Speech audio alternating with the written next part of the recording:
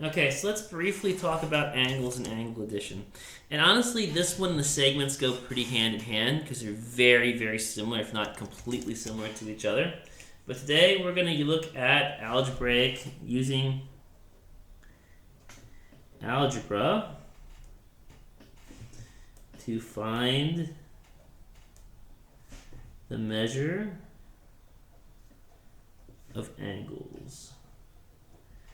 Before we do that, we're going to actually physically define what an angle is. But before we even define what an angle is, we got to define what a ray is. I know, it's like a nesting doll thing I can't remember the name of. I think they're called nesting dolls. But it is what it is. So what is a ray? A ray is a part of a line that has an endpoint and continues on forever on one side forever. So it's really like the best of both worlds between a line and a segment. So it looks like this. And it would be ray AB like that. This one you can't flip around because the endpoint has to be on A. So it would not be the same if you flipped it around and called it ray BA. But really the ray isn't that as important as knowing what an angle is. And what an angle is basically two rays that share a common endpoint. So two rays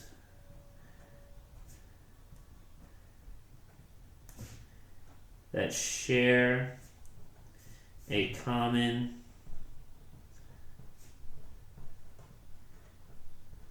endpoint.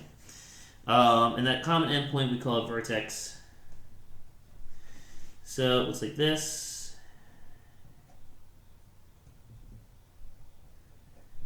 B is that common endpoint, which is the vertex. And so we can call this angle ABC or angle CBA. But the vertex always has to be in the middle. Technically, you can call it angle B, but I don't promote that again because there are times when we get to in geometry where you really need to do it by three letters. So we're just going to call it angle ABC and angle CBA. Okay, so now, what is angle addition? It's the exact same thing as segment addition.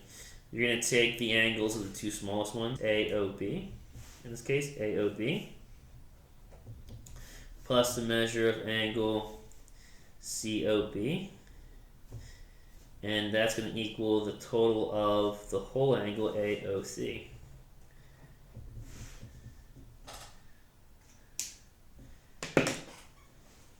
So remember, AOB plus BOC equals AOC. That's the big thing. Again, it's just like segment addition, just with angles as opposed to segments. Okay, so let's look at a couple of examples. Okay, so first one. Once again, in the corner, somewhere it's going to tell you that what it's equal to. In this case, the measure of ADC is 85. ADC is that outside angle. Therefore, that's the thing it's equal to. I'm going to take these two pieces here, and I'm going to add them. And that's equal to 85. Okay, and then again, I'm going to do the exact same thing I would do with segments. So I would just combine my x's, which gives me my 11x, and I combine my my numbers here, which gives me 30. And then I just solve the equation. So I'm going to subtract 30. The 11x equals 55. Divide by 11. I get x equals 5. Okay, and once again, when I want the measure of angle ADB and the measure of angle BDC, same thing that I did before. ADB is this one here. It's 5x plus 11. So I'm just going to put 5 in for x. Remember, this was 5x plus 11. And 5 times 5 is 25. 25 plus 11 is 36 degrees. Okay? And then I'm going to do 6 times 5 plus 19. So let's see. 6 times 5 is 30. 30 plus 19 is 49. And again, when I look at these should be the exact... Oh, sorry, not supposed to say the exact same thing. They should not be the exact same thing, but they should add to be that number. So 36 plus 49 happens to be 85. This one here is a fun one. It actually kind of stymied some of my students for a little bit because they weren't used to seeing this like this. Now this is literally what it's equal to. So that's it. It's equal to that. It's just not a number, and that's fine. It doesn't necessarily have to be a number. Once we figure out what x is, it will be, but it doesn't have to be a number. I'm still going to do the same thing. I'm going to add these together.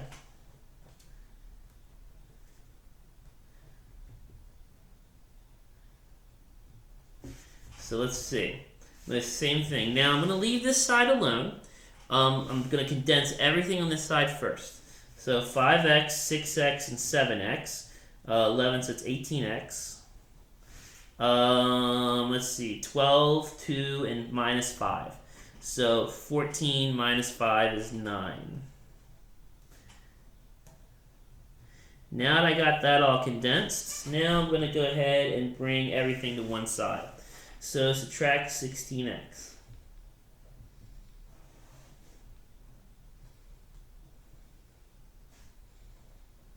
And subtract 9. So let's see, 23 minus 9 is 13 minus 9 would be 4. So 16, 14. Wrote it right, said it wrong. Okay, so divide by 2, x is 7. Okay, so now I'm going to put that 7 back in for everything, including this one. So, let's see. I'm going to do 5 times 7 plus 22. Nope, I'm not going to do 22 because that says 12. Looking at that one right there, looking right at it, and I said 22. I don't know what I was doing. So 12. 6 times 7 plus 2. 7 times 7 minus 5, so that one, and then 16 times 7 plus 23, which is that one right there. Okay, and so let's see, 35 plus 12, 5 times 7 is 35, plus 12 is 47. 6 times 7 is 42, plus 2 is 44. 7 times 7 is 49, minus 5 is 44. May not have meant that to happen, but you know that would mean they're congruent to each other. And then 16 times 7, so let's see, 7 times 10 is 70. 7 times 6 is 42. So 70 plus 42 is 112. But let me double check that before that, because I might have made a slight error in my head. I don't think I did, but you know, it's always good to write it down or check it just in case. And it's 112 plus 23 would then give me 135. Okay, and if I do a quick add up of these three, it should equal that. And they do. 47 plus 44 plus 44 does, in fact, equal 135. So that's a pretty good check to know if I did it correctly. So that's a pretty interesting one. Again, don't get discouraged when you see that that's not a number. You can still solve it the same way. It just doesn't start off as a number, but you can turn it into a number once you figure out what x is. Okay, well, we always got to throw in an extra thing. The segments had a midpoint, and we know that a midpoint was something that would, if it's directly in the middle of the segment, it's going to cut the segment in half. This is the same thing here. Technically, a bisector also cuts a segment in half as well. Not technically. It does, in fact, cut a segment in half as well. But but we're interested in it being an angle bisector. So a bisector basically cuts something in half. I say something because it doesn't have to be just an angle. It can be a segment. It has to cut it in half. So that's a thing. And you can use this can be your free English lesson. Wow, said lesson completely wrong there. English lesson. This can be your free English lesson for today. Bi means to, sect means cut. So literally it's saying cut in half. So what does that mean for us? Well, again, we have to locate where it's telling us that it's a bisector, but it's going to be the same thing as if it were a midpoint. So you're going to set it up so that they're equal to each other. So remember, anytime you see the words midpoint and bisector, you're going to set something up like this. It's not going to be adding them all up and saying them equal something. It's going to be two pieces that are going to be equal to each other. So again, I want to get my 5x over here, so I'm going to deduct my 5x to get rid of it. And if you have a hard time with that idea, you think about, you want to make it, you just want x on one side, so you're zeroing this out. And 5x minus 5x is 0. But then whatever you do on one side, you have to do on the other to keep things balanced. Okay, then minus 11. And this is one of those times when I just made an error when I made this problem, and this is going to come out to be a decimal. Well, in reality, if I wanted to be like a true mathematical person, I would just keep it a fraction. But I know a lot of my students don't really like that. In fact, a lot of them are very afraid of fractions. I don't know why. I think it's because the teacher who taught them fractions was also afraid of fractions, which is a shame when you really think about it. But so we'll make it 3.33 repeated for right now, or just for our purposes, we're going to be 3.33. Okay? And then I'm going to stick it back into x. Yeah, I've always found that people who are afraid of fractions, their teacher just was super afraid of fractions, which is why I think a qualification for being an elementary school teacher would be the ability to prove that you can do a fraction. So I do 8 times 3.33 plus 11, and that gives me 37.64.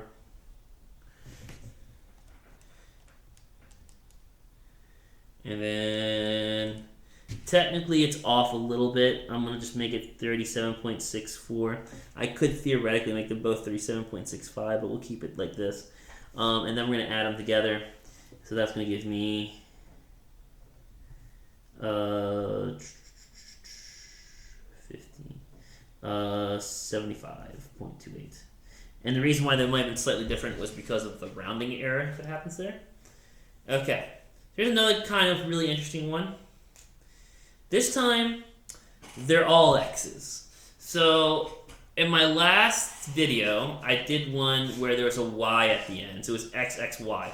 And so it was kind of obvious that you couldn't add those together. Well, what happens in a situation where they're all x's? Well, you still want to look at what it's telling you. If you look at the statement, and technically this is backwards. I know there's some math person who's going to do an aha. It should be OB. I know. I made one mistake. I apologize. OB is the bisector of angle A. Let's see again. I didn't put my angle sign in there, so I guess that math teacher who is trying to disprove me really has a case there, but I guess really doesn't because, typos are a thing. So, OB is the bisector of AOC. So, let's just look at what it's talking about here.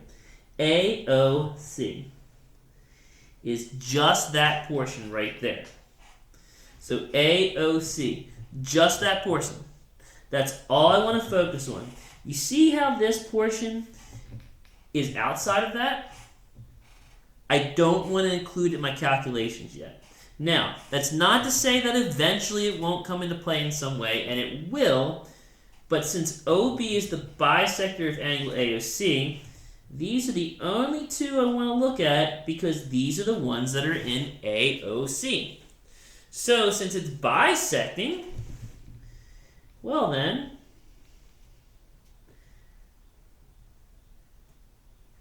I must set them equal to each other. Again, if it's bisects, you set them equal to each other. So you do not need to use this at all right now. I know it's there, I know it has an x, and I know deep down in your soul, someone told you if you see a lot of x's, you see the variables all together, you need to combine them in some way. That's not true. You just need to look at what the clues are given to you. So, OB bisects angle AOC.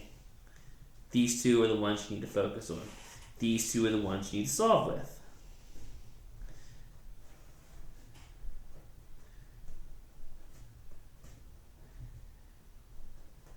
Okay, so I do my solution. I get x equals 2. So, I get x equals 2. Now, sorry, I need some water. Now, even though you didn't use 6x plus 11 to figure out that x equals 2, because it has an x in it, when you go to find a measure of that, you're still going to use the 2 in the x. So here I'm going to have 5 times 2 plus 13. I'm going to have 2 times 2 plus 19. I'm going to have 6 times 2 plus 11. So let's see. 5 times 2 plus 13 is 23. 2 times 2 plus 19 will also give you 23. And it should, because remember, we set them equal to each other. They should be the same. If you set two things equal to each other and they do not come out to be the same, you have an error somewhere. You have to go back and check your algebra to make certain that you didn't mess up somewhere. 6 times 2 is 12, plus 11 is also 23. That one's just a coincidence. That's just me not planning it correctly. But that's okay. They can all be 23. That's fine. Technically, this angle is trisecond. You don't have to worry about that term. Now, 23 plus 23 plus 23, because we want the whole angle now. AOD is the whole angle. Add them all together, and I get 69. Wahoo! And that's pretty much it.